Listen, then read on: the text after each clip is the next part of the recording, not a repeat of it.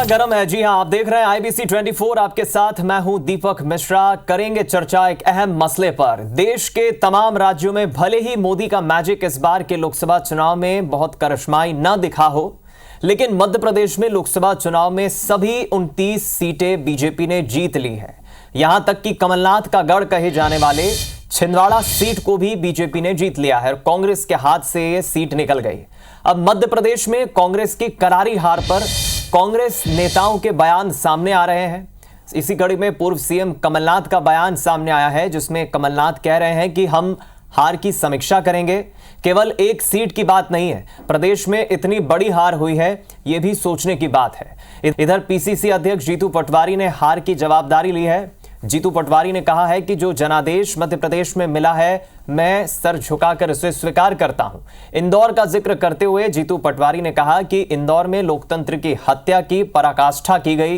इंदौर के लोगों ने नोटा में 2.5 लाख वोट डाले, जो कि बीजेपी के मुंह पर तमाचा है। और इधर कांग्रेस की करारी हार पर बीजेपी नेताओं का कहना है कि कांग्रेस की करारी हार के बाद सिर्फ हुटव्वल शुरू हो गई है।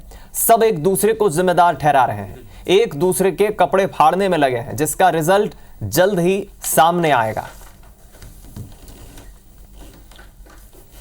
तो मध्य प्रदेश कांग्रेस के सामने अब अनेकों चुनौतियां हैं, अनेकों परीक्षाएं हैं जिसे कांग्रेस को देना होगा। अस्तित्व पर, वजूद पर, संगठन पर और कांग्रेस पार्टी के मध्य प्रदेश में भविष्य पर। ये वो कुछ सवाल हैं जिसके इर्द गिर्द हम चर्चा करने की कोशिश करेंगे। लेकिन सबसे बड़ा सवाल ही यही है कि जिन वरिष्ठ संगठन के पार्टी के नेताओं के कंधों पर जिम्मेदारी थी, जिनमें कमलनाथ, दिग्विजय सिंह जैसे नेताओं का नाम आता है, उनकी हार होना ये बड़ा सवाल है।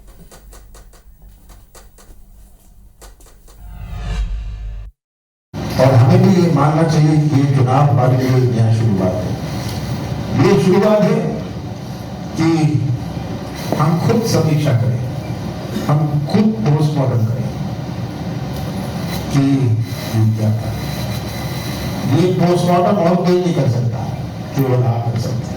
आपने परिणाम देखे कि मोदी जी कहते थे 300 पार, 400 पार, ये तो 240 तारीख हुई। कमी रही होगी तभी चुनाव हारे हैं, इसीलिए तो कहा जिम्मेवारी ली है और सही मायने में उसका चिंतन मनन करके आगे की बातें करेंगे। मध्य प्रदेश में कांग्रेस की करारी हार के बाद सिर्फ फुटबॉल होना शुरू हो गई है। सब एक दूसरे को जिम्मेदार ठहरा रहे हैं। कोई कह रहा है जीतू पटवारी प्रदेश कांग्रेस अध्यक्ष है, उनके बाद कांग्रेस की स्थिति हुई, खाता भी नहीं खोला। पहले तो एक सीट थी, अब तो पूरी 29 के 29 हार गए। तो सिर्फ फुटबॉल जारी है, एक दूसरे के कपड़े फाड़ना शुरू हो चुके हैं और जल्द इसके परिणाम देखने को मिलेंगे। तो सुने आपने रिएक्शंस अब कांग्रेस के नेताओं की तरफ से जरूर आ रहे हैं, जिसमें वो आत्ममंथन करने की बात कह रहे हैं। लेकिन कई सवाल हैं जिसके इर्द गिर्द हम आज इस चर्चा में समझने की कोशिश करेंगे। मध्य प्रदेश कांग्रेस के आखिर अस्तित्व पर, भविष्य पर जो सवाल खड़े हो रहे हैं। मिलिए उन मेहमानों से जो हमारे साथ इस चर्चा में जुड़ रहे हैं। बीजेपी से पक्ष रखेंगे बीजेपी प्रवक्ता डॉक्टर प्रेम व्यास। बहुत स्वागत है प्रेम साहब आपका। केदार सिरोही जी, कांग्रेस के नेता प्रवक्ता हमारे साथ जुड़ रहे हैं। केदार जी, आपका भी बहुत स्वागत है। और हमारे वरिष्ठ सहयोगी वरुण सखा जी इस वक्त जुड़ रहे हैं, आपका भी बहुत स्वागत है। चूंकि कांग्रेस पार्टी के अस्तित्व पर सवाल है, कांग्रेस के भविष्य पर सवाल है, तो इसलिए मैं चर्चा की शुरुआत केदार जी आपकी टिप्पणी लेकर ही करूंगा। बेशक देश में कांग्रेस पार्टी ने बढ़त हासिल की हो, वोट परसेंटेज भी आपका बढ़ा है और सीटें भी बढ़ी है, लेकिन बात जब हृदय प्रदेश मध्य प्रदेश की होती है तो ऐसा पहली बार हुआ है मध्य प्रदेश के इतिहास में कि आपने एक भी सीट जीतने में कामयाबी हासिल नहीं की। सवाल कई हैं, सिलसिलेवार में उन्हें समझने की कोशिश करूंगा, लेकिन बड़ा साधारण सा सवाल, अब मध्य प्रदेश कांग्रेस का भविष्य, अस्तित्व किस हाथों में होगा और क्या नई रणनीति पार्टी की रहेगी? देखिए, मध्य प्रदेश में कांग्रेस का भविष्य उज्जवल है। उज्जवल इसलिए है कि यह जनता की आवाज है। कांग्रेस किसी व्यक्ति विशेष की नहीं है पार्टी, ये जनता की आवाज है। और जहां जनता की आवाज है उनका कभी भी भविष्य खतरे में नहीं हो सकता। हाँ, ये हमारी जो राफ्टिंग बोट कह लें, मतलब जो हमारी राफ्टिंग बोट है एक तरीके से मध्य प्रदेश कांग्रेस, वो थोड़ी अभी भंवर में फंसी है। अभी पानी ऊपर चढ़ रहा है, अभी जो झरने का जो सबसे डेंजर जोन है वहां से हम लोग पार हो रहे हैं। और मुझे उम्मीद है कि जो हमारी राफ्टिंग बोट है ये उस झरने को पार कर जाएगी बहुत आसानी से। हाँ, जो कुछ होना था वो सब अब हो चुका है। आने वाला जो समय है वो बहुत ही मुफीद है कांग्रेस के लिए। बस हम सब लोगों को अपनी पूरी ताकत के साथ में, जिस तरीके से हम लोगों ने ये लोकसभा का चुनाव जिन मुद्दों के आधार पर लड़ा, जितनी ताकत के साथ हमारी नेशनल लीडरशिप ने लड़ा, वो ही उसको छोटा करके अब हमारे को यूनिट गांव स्तर पर ले जाना पड़ेगा। देखिए, कांग्रेस की ब्यूटी समझिए, ऐसा नहीं है कि कांग्रेस जीरो है। आप हमारे सारे जिला अध्यक्ष हैं, सभी संगठनों के अध्यक्ष हैं, हमारे ब्लॉक अध्यक्ष हैं, मंडल अध्यक्ष हैं, सेक्टर अध्यक्ष हैं, बूथ पर बैठने वाले हमारे पास लोग हैं, हमारे पास अच्छे लोग हैं जो हम लोगों को समय समय पर विद्वान सहयोग करते हैं। ठीक है जो है केदार जी, एक बड़ी टीम जरूर आपके पास है जो आप जिसका जिक्र कर रहे हैं, लेकिन मैं एक चीज ये भी देख रहा हूं, आंकड़ों पर अगर हम बात करें तो पिछला जो 2019 का वोट परसेंटेज का आंकड़ा आपकी पार्टी को था, उससे लगभग 2.5% तो आंकड़ा गिर गया है। कांग्रेस ने जिस तरह से मेहनत की थी आंकड़े बढ़ाने के लिए वोट परसेंटेज पे, 2.5% गिर गया है। पिछली बार 32, इस बार 32.29% वोट मिला है आपको मध्य प्रदेश में। ओ सर, क्या है ना, जब बिजली का खंभा देखा है, बिजली का खंभा, तार, करंट है और नीचे बल्ब भी हमारे पास, वो बीच की छोटी सी जो तार है ना, जो खंभे से अपन बल्ब में लगाते हैं, वो थोड़ी गड़बड़ हो गई, वो उसको हम दुरुस्त कर लेंगे। पुरानी थोड़ी कहीं कट पिट गई है तो उससे करंट पूरा नीचे तक जा नहीं पाया है, वही वाली स्थिति है। देखिए, संगठन पूरा है, कम्युनिकेशन का थोड़ा सा हमारे यहाँ जो है वो तो हमारे सारे लीडरों ने भी वही बातें की है कि जो कम्युनिकेशन जितना फास्ट हम लोगों को आज के इरा के हिसाब से पहुंचाना चाहिए, वो उसमें हम लोग कमजोर हैं। और उसी के देखिए, कहीं ना कहीं कमजोरियां, इसलिए हम चुनाव हारे हैं। ठीक है, और 20 साल से हम लोग सत्ता में बाहर हैं, इसीलिए ही है कि ये अच्छी बात है कि केदार जी आप स्वीकार करते हैं कि कहां चूक हुई, क्या गलतियां पार्टी से रही। मैं लौटूंगा आपके पास। एक लास्ट बात और मैं कह देता हूं। ठीक है, संक्षेप। मध्य प्रदेश में भारतीय जनता पार्टी की प्रयोगशाला है, तो प्रयोगशाला से लड़ने के लिए हमारे को भी अपने अलग अलग प्रयोग करने पड़ेंगे। चलिए, मैं लौटूंगा आपके पास। प्रेमदास, आपने सुना केदार जी अपनी बात रख रहे हैं, वो बता भी रहे हैं, स्वीकार भी कर रहे हैं कहां चूक हुई। मैं शायद समझता हूं जिस विषय पर हम चर्चा कर रहे हैं, शायद थोड़ी सी मेहनत पार्टी कर लेती तो 2019 में हम इस मसले पर चर्चा कर रहे होते। एक सीट सिर्फ छिंदवाड़ा रह गई थी, मेहनत करी, छिंदवाड़ा भी अब आपके पास आ गई है। खोने को कुछ नहीं था, लेकिन बढ़त और हासिल कर ली, और विधानसभा के मुकाबले तो इस बार बंपर 58.5%। क्या कहेंगे प्रेम व्यास? देखिए दीपक जी, निश्चित रूप से जिस तरह से धरातल पर आकर सभी सांसदों ने कार्य करा, मोदी जी की गारंटी को जनता के मध्य में प्रेषित करा, जनहितैषी योजनाएं चलाई, ये उसी का प्रतिसाद है। और हम पहले दिन से कह रहे थे कि हम जो है पूरे 2900 संसदीय क्षेत्र इस बार जो है जीत कर आएंगे। निश्चित रूप से देश के अन्य हिस्सों में कुछ समस्या रही है, जिसका आकलन भी हम करेंगे। हम सबसे बड़े पार्टी बनकर उभरे हैं, इसमें कहीं कोई समस्या नहीं है। तीसरी बार नेहरू जी के बाद में अगर सरकार बना रही तो भारतीय जनता पार्टी, इसमें कोई समस्या नहीं है। लगभग आंध्र प्रदेश, उड़ीसा, अरुणाचल प्रदेश ऐसे राज्य है जहां पर हमारा खाता भी नहीं खुलता था, आज हम वहां सरकार बना रहे हैं। तो निश्चित रूप से कुछ उपलब्धियां हैं और कुछ कमियां हैं इस चुनाव में, जिसको निश्चित रूप से दूर किया जाएगा। अभी केदार जी कह रहे थे कि जो खंबा है और जो वायर है, तो खंबा पूर्व में कमलनाथ जीते और वायर जो जीतू पटवारी जीते। मुझे लगता है ये दोनों चीजें उनके लिए प्रदर्शित होती है। अब वायर भी खराब हो गया और पूर्व में खंबा खराब हुआ था। विधानसभा चुनाव में उनसे बात किए बिना उनको जो अगले दिन डिमोशन दे दिया था, और अब वायर जब खराब हुआ तो मुझे लग रहा है ये जीतू पटवारी जी है। अब इनका भी डिमोशन जो है निश्चित रूप से, या इन्हों खुद ही को संज्ञान लेके जो है इस्तीफा दे जाना चाहिए। उसका रीजन क्या है? लेकिन प्रेम व्यास, तो केदार सिरोही जी, डॉक्टर प्रेम, एक अच्छे स्वस्थ लोकतंत्र में मजबूत विपक्ष का होना बहुत जरूरी है। विपक्ष हम कहीं ना कहीं थोड़ा सा कमजोर भी देख रहे हैं, तो ऐसे में सरकार में जरूर आपकी पार्टी है, लेकिन विपक्ष की भूमिका जो कांग्रेस को निभानी चाहिए वो इतनी अब सशक्त नजर नहीं आ रही है संख्या बल में, चाहे विधानसभा चुनाव के परिणाम हो या इन लोकसभा चुनाव की बात हो। देखिए, मन के मते न चलिए, मन के मत अनुसार साधु कोई है, तो वो एक साधु है जो मन के मते नहीं चलता। दूसरा, आप बताइए ना, विपक्ष की भूमिका में कब निभाया? आप बताइए, पूर्व जब हुआ तो ईडी की कार्रवाई के कारण हो रहा है, ईवीएम की मशीनें खराब है। आम जनता से जुड़े किस मुद्दे को ये जो विपक्ष की भांति इन्होंने उठाने का कार्य करा, या जो पक्ष से जिस तरह से अगर कुछ अच्छी योजनाएं लाई हैं तो कहां उनके पक्ष के साथ में खड़े हुए? तो जनता तो आकलन करती है ना, पक्ष की भूमिका कौन निभा रहा है और पक्ष में रहकर कौन अच्छा कार्य कर रहा है, और इन्हीं का प्रतिशत जनता जो है वोट के रूप में देखती है। पूरे भारत की बात करेंगे, लगभग जो है 9 राज्यों में खाता नहीं खुल रहा है। ठीक है, मैं लौटूंगा आपके पास।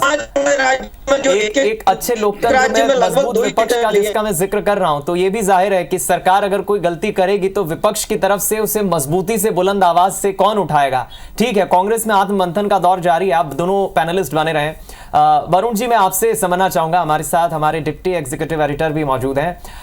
मध्य प्रदेश के इतिहास में हम जितना देखते हैं बाइपोलर पॉलिटिक्स ही रही है। मुख्य मुकाबला शुरू से बीजेपी और कांग्रेस के बीच रहा है। तीसरा कोई घटक दल यहां अपनी उपस्थिति इतना हद तक कामयाब नहीं हो पाया है जनता के बीच पैठ बनाने में।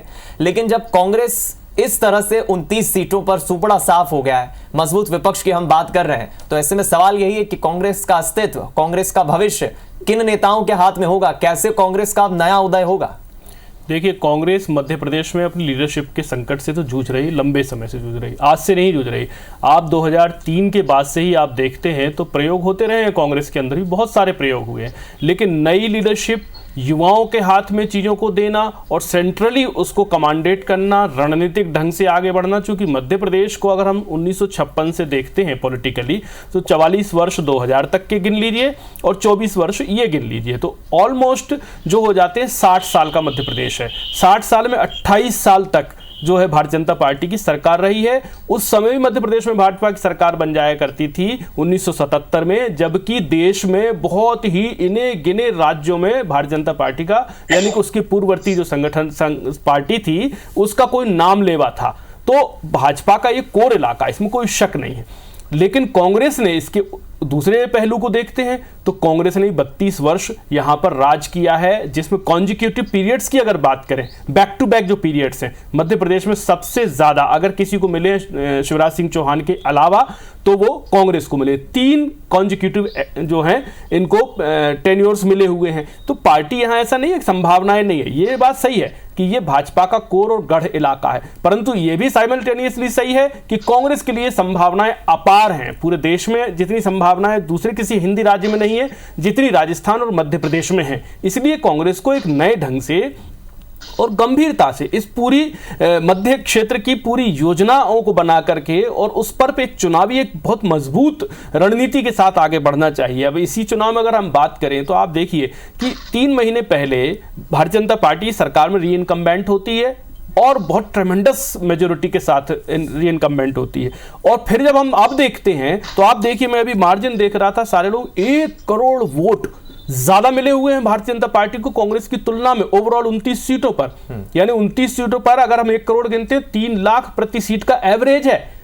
अब ये बहुत ही खतरनाक साइन है कांग्रेस के लिए कि उसको इन सब चीज़ों को बहुत बारीकी से एनालाइज करना होगा। एक बूथ स्तर की अपनी टीम को तैयार करना होगा, ब्लॉक पर अपनी टीम को तैयार करना होगा, जिलों पर अपनी टीम को तैयार करना होगा और उसको इंगेज रखना होगा। जो भाजपा की राजनीति हम देख रहे हैं पिछले 10-15 सालों में कि भाजपा ने जो राजनीति में एक नया ट्विस्ट ये डाला है कि वो इंगेज रखती है पूरे 5 सालों तक, चुनावी पार्टी नहीं रह जाती वो। कांग्रेस के साथ ये समस्या है कि चुनाव के 6 महीने पहले और 1 महीने बाद तक 7 महीने पूरी चुनावी प्लानिंग होती है, 4-4.5 साल नहीं होती।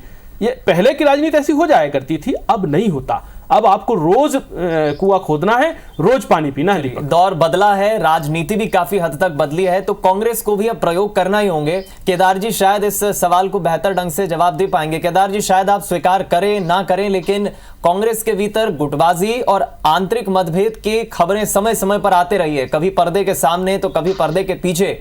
खुलकर कांग्रेस के नेता नाराज हो जाते हैं, गुटबाजी हो जाती है। आप लाख दावे करें कि नहीं हम सुलझा लेते हैं, कोई गुटबाजी नहीं है, लेकिन आरोप लगते आए हैं और मध्य प्रदेश की जनता ने भी देखा है प्रमुख नेताओं की नाराजगी।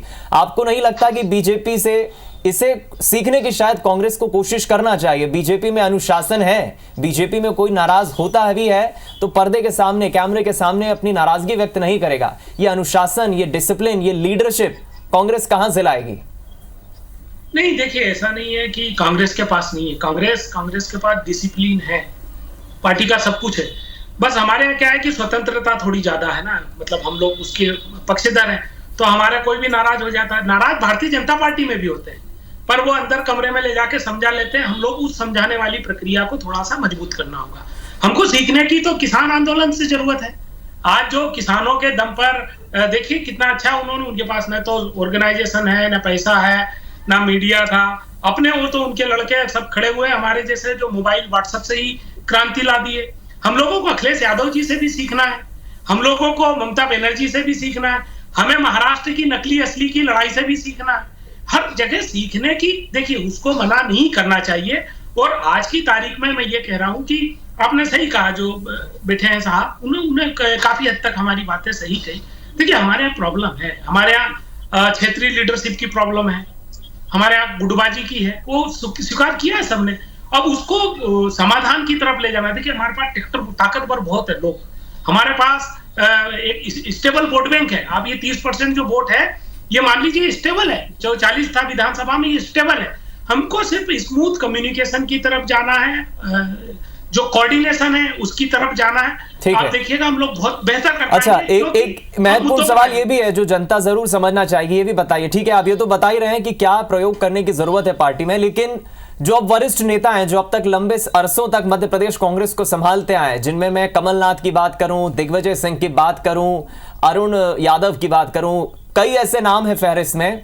अब इनकी राजनीतिक भविष्य में भूमिका क्या होगी? युवा नेतृत्व जीतू पटवारी तो लीड कर ही रहे हैं, राहुल गांधी के करीबी भी हैं, लेकिन अब इन वरिष्ठों की भूमिका क्या होगी? ये वरिष्ठ बनाम युवा पीढ़ी का सांठगांठ कांग्रेस संगठन में कैसे होगा? नहीं, युवा और वरिष्ठ ये तो भारतीय संस्कृति में आपस में लड़ाई तो है नहीं, परिवार है। परिवार में अब दादाजी हैं, क्या घर से बाहर चले जाएंगे क्या? वो भी दादाजी हैं, पिताजी हैं, बेटा है, पोता है, सबके अपने रोल हैं, सबकी अपनी अपनी जिम्मेदारियां, वो सब अपना निभाएंगे। वो उसपे तो देखिए हर पार्टी में, अब भारतीय जनता पार्टी में हम कहते हैं लाल कृष्ण आडवाणी जी की बात हुई हो तो कोई बात हो सकती। मध्य प्रदेश में कई सीनियर नेता थे, उनको दरकिनार करके मोहन यादव जी आ गए। ये सबके अपने अपने परिवार में जिम्मेदारियां और वो देने का होता है। वो परिवार के सभी सदस्यों का एक दायित्व होता है कि वो अपने परिवार को बेहतर अच्छे से चलाए, बेहतर कम्युनिकेशन स्थापित करे, परिवार में हो रही छोटी मोटी चूक को बड़े बुजुर्ग जो है वो मिलके उसको खत्म करे। वो यही एक परिवार का है, यही एक पार्टी का सिद्धांत होता है। इसमें कोई यूनिवर्सल फार्मूला नहीं होता दीपक जी, कोई मतलब हम कहते हैं कि इसका कोई केमिकल की तरह कोई फार्मूला बना के हम लोग उसको डाल देंगे तो नीला कलर आ जाएगा, लाल आ जाएगा। नहीं, ये भावनात्मक सेंटीमेंट और उस समय की त्वरित जो मुद्दे हैं उसको लेकर होता है। ठीक है, डॉक्टर प्रेम व्यास, एक आरोप जो आपकी पार्टी पे लगते आए हैं, कांग्रेस ये हमेशा से आरोप लगाते आई है। 2019 में जब सिंधिया अपने साथ 22 विधायकों को बीजेपी में लेकर आया, उसके बाद एक ट्रेंड बन गया। जितने नेता मध्य प्रदेश से बीजेपी में शामिल हुए हैं कांग्रेस छोड़कर, किसी राज्य में ये इतिहास नहीं हुआ। एक नया कीर्तिमान रचा गया है कि कांग्रेस छोड़कर आने वाले, बीजेपी में शामिल होने वाले नेताओं की संख्या मध्य प्रदेश से सबसे ज्यादा है। अब कांग्रेस ये कहती कि आपकी भी लीडरशिप में वो बात कहां बची है मध्य प्रदेश बीजेपी में? चाहे तुलसी सिलावट हो, ज्योतिरादित्य सिंधिया हो, सुरेश पचौरी हो, कई ऐसे नाम हैं। ये बीजेपी नहीं है, ये कांग्रेस युक्त बीजेपी है। देखिए वो तो अभी जनता ने खुद ही प्रदर्शित कर दिया है। अगर देखिए कि 1 करोड़ से ज्यादा मतपत्र अगर जनता ज्यादा दे रही है, मतलब जनता विश्वास अर्जित कर रही है। अगर कुछ नेताओं की, कुछ कार्यकर्ताओं का सम्मेलन भारतीय जनता पार्टी में हो रहा है तो उसको तय कौन करेगी? उसको तय करेगी जनता कि वो सही है या गलत। और जनता अगर तय कर विधानसभा चुनाव हो या सांसद के चुनाव हो, उसमें अभूतपूर्व मतों से भारतीय जनता पार्टी को विजयश्री प्रदान कर रही है, इसका मतलब जनता जो भारतीय जनता पार्टी द्वारा लिए गए निर्णयों के साथ है और जनता प्रतिशत के रूप में जो है अपना वोट प्रदर्शित कर रही है। अब देखिए ना, 2003 के पश्चात राष्ट्रीय राजनीति में कांग्रेस का पदार्पण युवा नेता का, और उसके बाद अभी का जो पदार्पण है, निश्चित रूप से इन दोनों पदार्पणों से जो है 100 साल पुरानी पार्टी को आज पुनः जीरो से, ABCD से प्रारंभ करना पड़ रहा है। अब मध्य प्रदेश की बात करेंगे तो कमलनाथ जी जरूर एक बड़ा चेहरा थे, नेतृत्व क्षमता थी, लेकिन जिस तरह से सिर्फ बुलेट के पीछे घुमाने के कारण जीतू पटवारी जी को जो है और निकटता के कारण प्रदेश अध्यक्ष बना दिया गया, कहीं किसी की सुनी नहीं गई, कहीं किसी से विचार विमर्श नहीं किया। कमलनाथ जी तक को इसकी जानकारी नहीं थी, दिग्विजय सिंह साहब तक को जानकारी नहीं थी। इतना तो साफ है, PCC चीफ जीतू पटवारी के सामने एक बड़ी चुनौती होगी वापस मध्य प्रदेश में कांग्रेस को किस तरह से वो खड़ा करते हैं। काफी चैलेंजेस है, एक सार्थक चर्चा रही, समझने की हमने कोशिश की। बहुत शुक्रिया आप सभी पैनलिस्ट का, डॉक्टर प्रेम व्यास, केदार सिरोही जी हमारे साथ जुड़ने के लिए। वरुण जी आपका भी बहुत शुक्रिया। फिलहाल जीतू पटवारी के कंधों पर एक बड़ी जिम्मेदारी रहेगी, देखना होगा कांग्रेस का भविष्य मध्य प्रदेश में कैसे आगे एक नए सूर्य के साथ बढ़ता है, उगता है। फिलहाल एक ब्रेक के लिए रुक रहे हैं, तुरंत देखिए इसके ब्रेक के बाद बड़ी खबर।